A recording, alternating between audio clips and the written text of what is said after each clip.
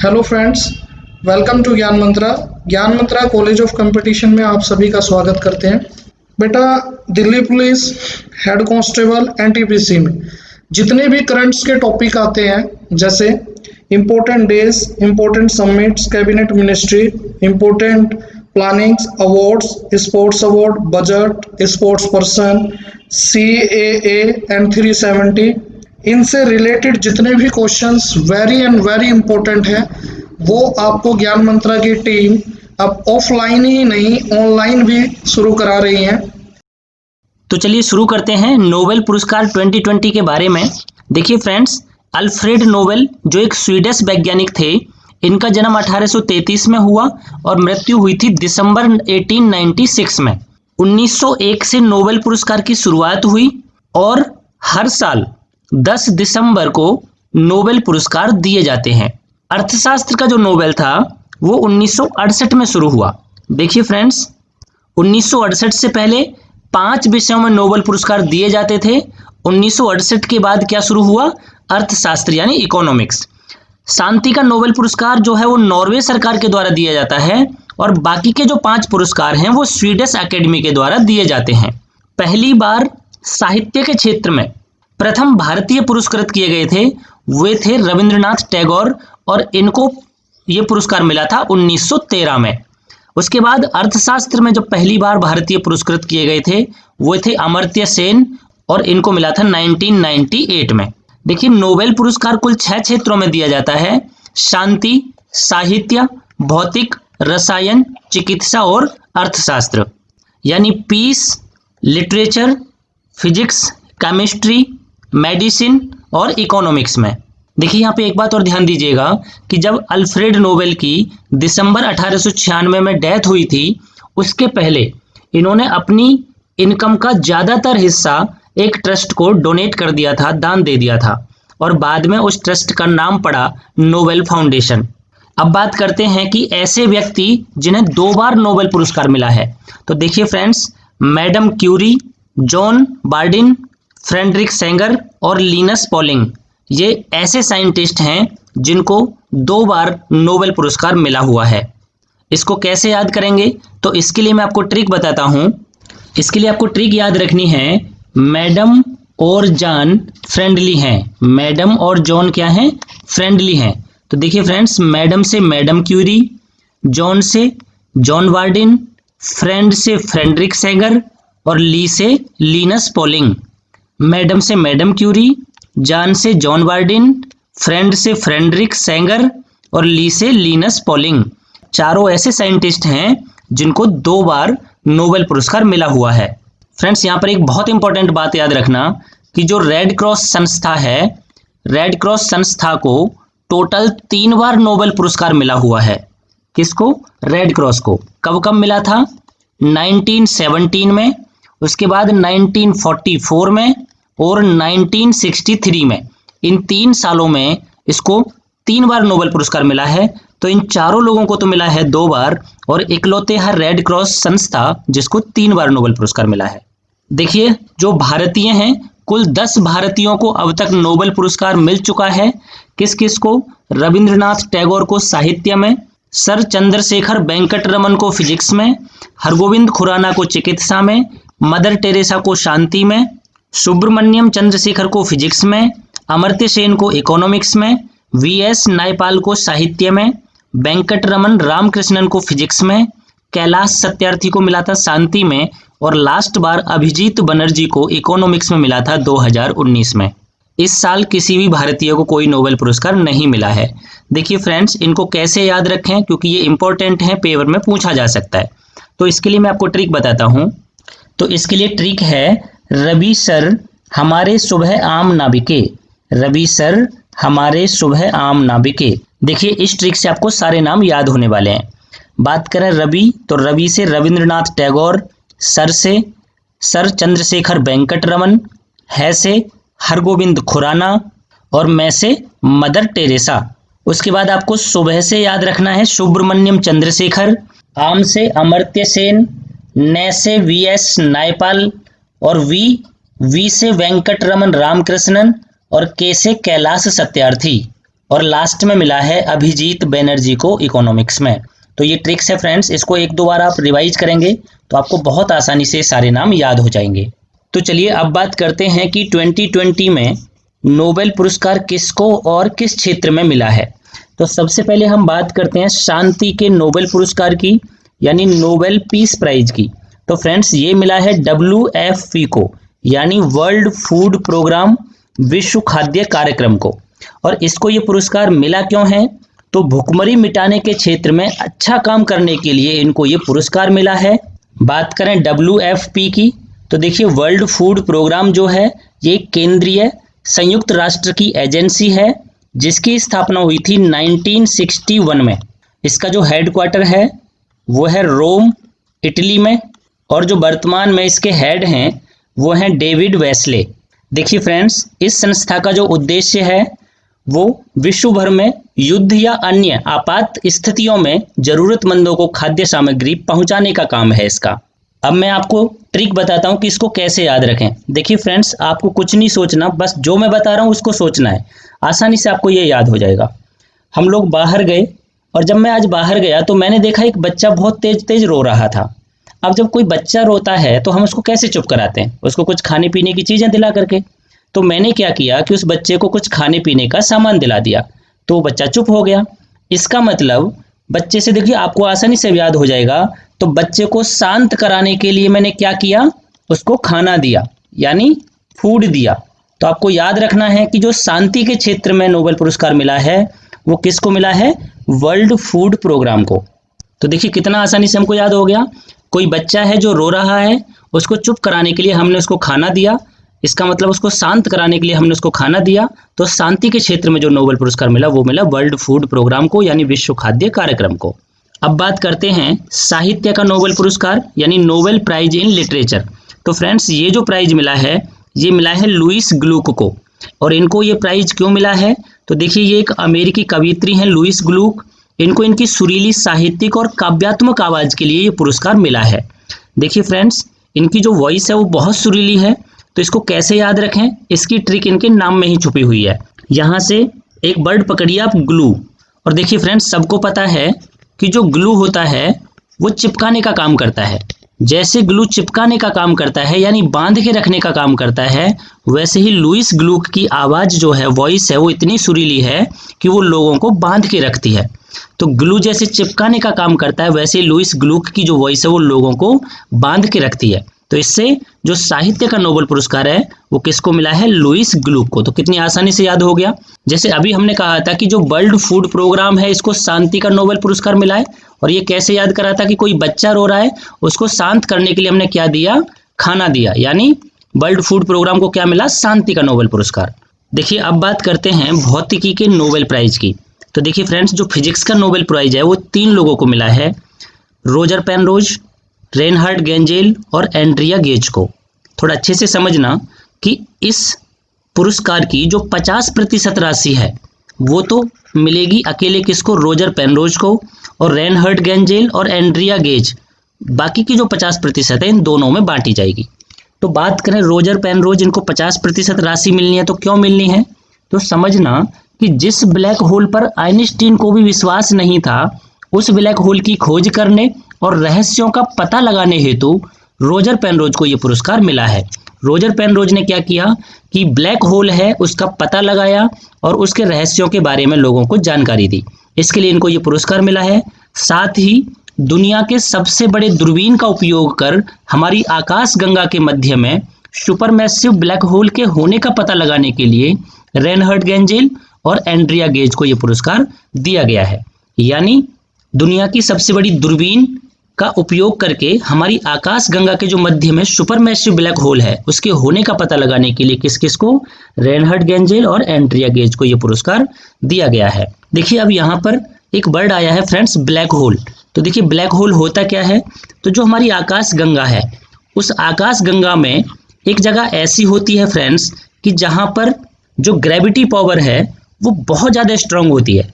यानी आप यहाँ कोई पार्टिकल, तो क्या अगर प्रकाश की भी कोई लाइट है तो वो इससे बाहर नहीं आ पाती। इसका मतलब कि अगर कोई भी वस्तु इसकी रेंज में चली जाए तो फिर वो कभी भी वापस नहीं आती। अब इसको कैसे याद रखें, क्योंकि हम नाम बड़ी जल्दी से भूल जाते हैं। तो फ्रेंड्स इसको याद रखने के लिए इनके नामों को पकड़िए। देखिए जैसे आप देख रहे हैं इसमें गेज वर्ड छुपा हुआ है और इसमें भी गेज वर्ड छुपा हुआ है। और हमने देखा है फिजिक्स में कि जो गेज है हम फिजिक्स में यूज करते हैं, आपने सबने देखा होगा कि जो गेज है ये फिजिक्स में यूज होता है, कुछ इस टाइप का कैलिपर टाइप का होता है और ये गेज हम फिजिक्स में यूज करते हैं। तो देखिए फिजिक्स का नोबेल पुरस्कार यहीं से क्लियर हो गया, जिनके वर्ड में गेज आ रहा है वो फिजिक्स से रिलेटेड है। तो रेनहर्ड गेंजेल और एंड्रिया गेज, इन दोनों के नाम में गेज आ रहा है, तो ये दोनों फिजिक्स से रिलेटेड है। अब बात करें रोजर पेनरोज की, तो इनको कैसे याद रखें। एक रोजर नाम का कोई लड़का था फ्रेंड्स, क्या था, रोजर नाम का कोई लड़का था और ये रोजाना पेन फेंकता था इस होल की तरफ। क्या फेंकता था, पेन फेंकता था। जब ये पेन यहाँ पर फेंकता था तो वो इसके अंदर चला जाता था। तो रोज पेन फेंकना मतलब रोजर पेनरोज किससे रिलेटेड है, ब्लैक होल से रिलेटेड, यानी फिजिक्स से रिलेटेड। तो रोजर पेनरोज को किस में मिला, फिजिक्स में। आसानी से याद हो गया हमको। इनके दो के नाम में तो गेज छुपा हुआ था और गेज फिजिक्स में होता है, तो ये हमको ऐसे याद हो गया। और जो रोजर नाम का लड़का था ये रोजाना एक होल की तरफ पेन फेंकता था, जिससे कि हम इसको नाम को याद कर सकते हैं, रोजर पेनरोज। अब बात करते हैं चिकित्सा के नोबेल पुरस्कार की, यानी नोबेल प्राइज इन मेडिसिन। तो देखिए फ्रेंड्स ये भी 3 लोगों को मिला है, Harvey J Alter, Michael Houghton, Charles M Rice को। और इनको ये प्राइज मिला क्यों है, तो देखिए हेपेटाइटिस सी वायरस की खोज के लिए इनको ये पुरस्कार दिया गया है।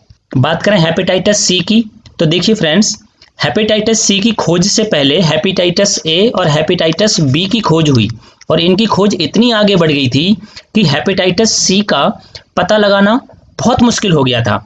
तो वैज्ञानिकों ने कठिन अनुसंधान के बाद हेपेटाइटिस सी को खोजा है। और देखिए वैज्ञानिकों की इसी खोज के चलते अब जो हेपेटाइटिस सी है इसकी पुख्ता दवाई बनाई जा सकेंगी और पहली बार इसका उपचार ढंग से किया जा सकेगा। देखिए अभी तक हेपेटाइटिस सी की खोज नहीं हुई थी, तो इसका सटीक परिणाम देने वाले कोई भी खून की जांच उपलब्ध नहीं थी और अब ये जांच उपलब्ध हो पाएगी क्योंकि वैज्ञानिकों ने हेपेटाइटिस सी की खोज कर ली है। अब देखिए इसको कैसे याद रखें, तो बड़ा आसान है, बहुत आसानी से हमको याद हो जाएगा। मैंने क्या किया, देखिए हम यहाँ बात कर रहे हैं हेपेटाइटिस सी की, क्योंकि इन वैज्ञानिकों ने किसकी खोज की है, हेपेटाइटिस सी की। तो देखिए फ्रेंड्स मैंने ये सी लिया और इस सी को मैंने उल्टा कर दिया, इस सी को मैंने क्या कर दिया, उल्टा कर दिया। हमने एक सी लिया और सी को मैंने क्या कर दिया फ्रेंड्स, उल्टा कर दिया। और जब मैंने इसको उल्टा किया तो ये हमको यू जैसा दिखने लग गया, उल्टा यू दिख रहा है ना, यू जैसा दिखने लग गया। फिर मैंने क्या किया, एक राइस लिया, एक चावल लिया और इसके बीच में रख दिया। एक क्या लिया हमने, राइस लिया और इसके बीच में रख दिया। बस यही हमारी ट्रिक है।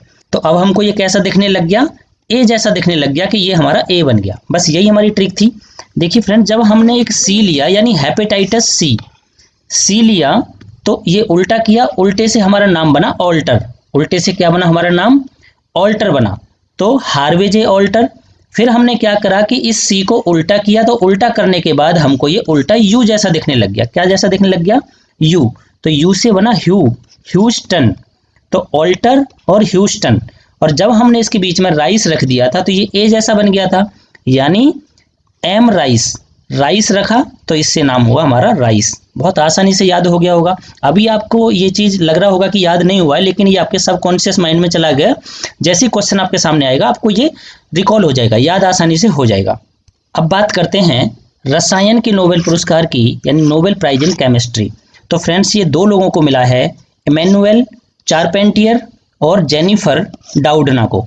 देखिए इनको ये पुरस्कार क्यों मिला है, तो जीनोम एडिटिंग का नया तरीका खोजने के लिए इनको ये पुरस्कार दिया गया है। इन्होंने CPI-SPR Cas9 टेक्नोलॉजी विकसित की है। बस आप ये ध्यान रखें कि इनको जीनोम एडिटिंग की खोज के लिए ये पुरस्कार दिया गया है। अब जरा ये समझिए फ्रेंड्स कि जीनोम एडिटिंग है क्या। तो देखिए जीनोम एडिटिंग क्या है, एक जेनेटिक इंजीनियरिंग है। इसकी मदद से जो DNA है उसमें बदलाव किए जा सकते हैं। किस टाइप के, जैसे DNA को पूरी तरह नष्ट किया जा सकता है, DNA को रिप्लेस किया जा सकता है और DNA को मॉडिफाई किया जा सकता है। क्या क्या किया जा सकता है इसकी हेल्प से, DNA को नष्ट किया जा सकता है, रिप्लेस किया जा सकता है और मॉडिफाई किया जा सकता है।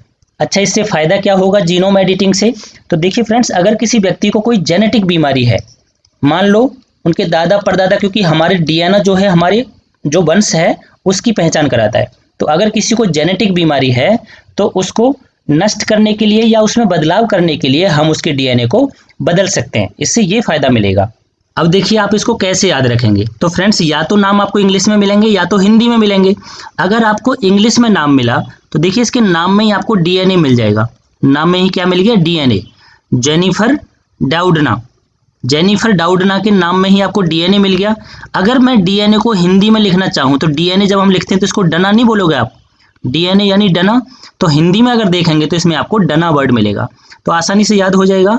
डीएनए जो है वो रसायन से रिलेटेड है और रसायन का पुरस्कार किसको मिला है? जेनिफर डाउडना को। अब बात करें इमैनुअल चारपेंटियर की, तो ये कैसे याद होगा? तो डीएनए की स्ट्रक्चर हमने सबने पढ़ी है जब हम 12th में थे फ्रेंड्स। तो ये हमारी डीएनए की स्ट्रक्चर कुछ इस टाइप की होती है। ये सबने पढ़ी है डीएनए की स्ट्रक्चर। आप देख रहे हैं कि ये जो डीएनए की स्ट्रक्चर है, इस डीएनए की स्ट्रक्चर के अगर मैं चारों कॉर्नर को पकड़ लूं, इसके चारों कॉर्नर को पकड़ लूं तो देखिए 4 पेन जैसे बन रहे हैं ये फ्रेंड्स। क्या बन रहे हैं? 4 पेन। तो 4 पेन हमारे बन गए, इससे नाम बन गया चारपेंटियर। यानी एक के नाम में डीएनए आ रहा था तो इससे हमें डना हुआ और डना से बन गया जेनिफर डाउडना। इमैनुअल चारपेंटियर को कैसे याद रखेंगे? हमने डीएनए की स्ट्रक्चर बनाई और इसके चारों पेनों को पकड़ लिया, चारों पेनों को पकड़ लिया जिससे बन गया चारपेंटियर। कितनी आसानी से हमको याद हो गया। अब बात करते हैं अर्थशास्त्र का नोबेल पुरस्कार यानी नोबेल प्राइज इन इकोनॉमिक्स। तो देखिए फ्रेंड्स, ये 2 लोगों को मिला है, पॉल मिलग्रोम और रॉबर्ट विल्सन। पॉल मिलग्रोम और रॉबर्ट विल्सन को ये पुरस्कार मिला है। तो देखिए इनको ये पुरस्कार क्यों मिला है? नीलामी सिद्धांत यानी ऑक्शन थ्योरी में सुधार के लिए और नीलामी के नए तरीके खोजने हेतु इनको ये पुरस्कार मिला है। इसको याद करना भी बहुत आसान है।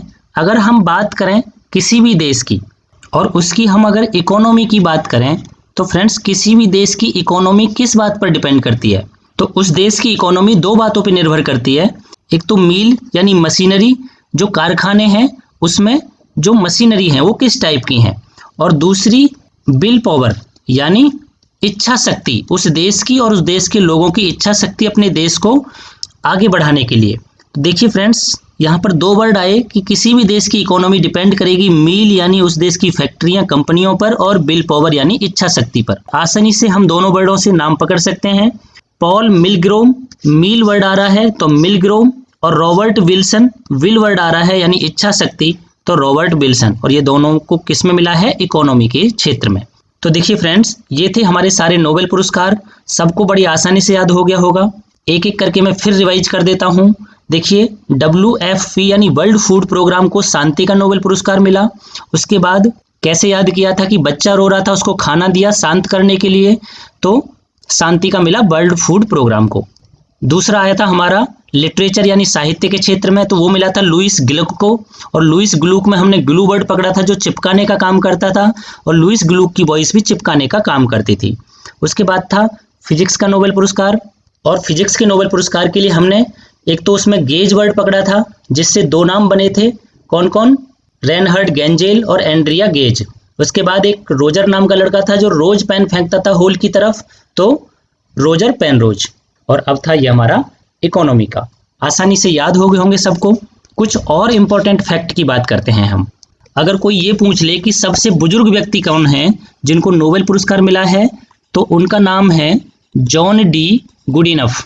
जॉन डी गुडिनफ को 97 ईयर की एज में केमिस्ट्री के क्षेत्र में नोबेल पुरस्कार दिया गया है। ये आपको याद रखना है। जो जॉन डी गुडिनफ हैं, इनको केमिस्ट्री के क्षेत्र में 97 ईयर की एज में नोबेल पुरस्कार मिला है, और ये सबसे एज्ड व्यक्ति हैं। अगर सबसे कम उम्र की बात की जाए तो मलाला यूसुफजई, जो मलाला यूसुफजई हैं, इनको साल 2014 में मात्र 17 साल की एज में ये पुरस्कार मिला था। तो ये सबसे कम उम्र की नोबेल पुरस्कार पाने वाली महिला हैं।